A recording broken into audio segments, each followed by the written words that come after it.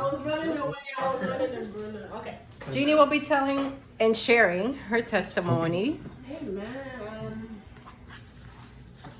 Yes. Okay. So we're gonna be long. Won't be too long.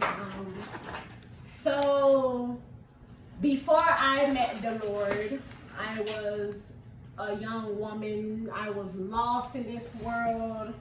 I used to be in gangs and groups and cliques with females. We used to fight, jump people, steal, rob, the whole 9 yards, okay? And I used to be a party girl, go to clubs, and stuff like that, and finding love in all the wrong places and men, and it was toxic and it was just horrible. And I got to a point where I felt I was depressed. I felt lonely. Even when I was in a room full of people, I still felt lonely. I couldn't trust anybody. I didn't have this beautiful smile like I have now.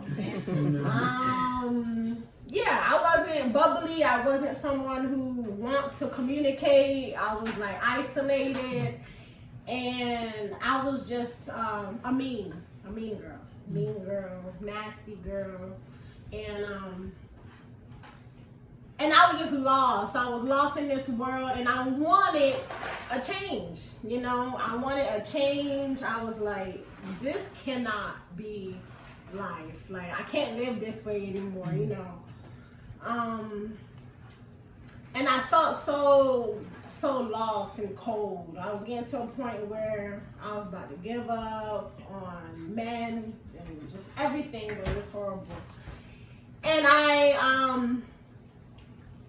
and the depression was getting to me, the loneliness, and I was just a wreck.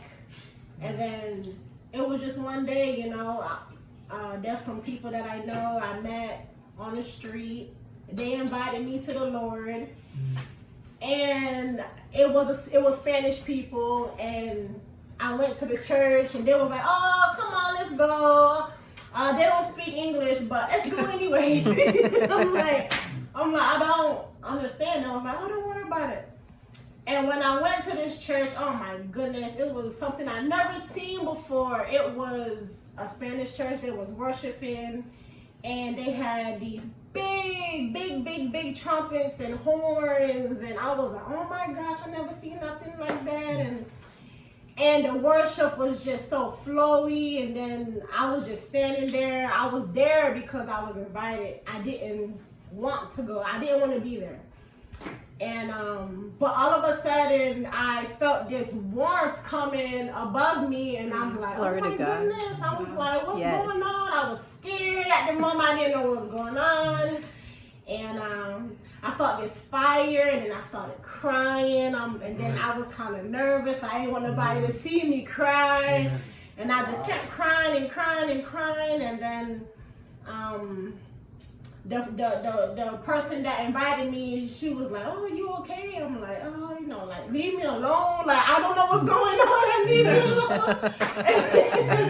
I just didn't want to be bothered. I didn't know what was going on. I started crying, and then all of a sudden, it was something that was just pushing me out of the aisle to go in front of the aisle. And it was so beautiful. Now that I look back on it, this was what, January 2011. I still remember the day, because that's the day that I was spiritually transformed. Something happened. Amen. To me. Amen. Glory to God. Yes. Something happened. I cannot forget this day. I'm like, whoa.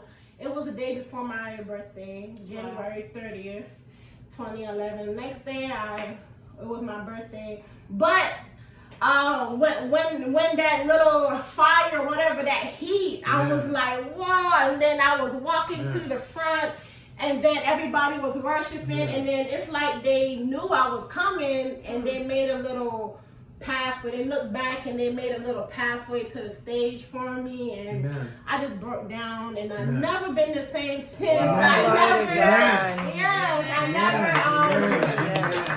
just never felt, I I never felt alone. You know, Amen. even when I was alone, and it's a process. You know, you get wise as time goes by,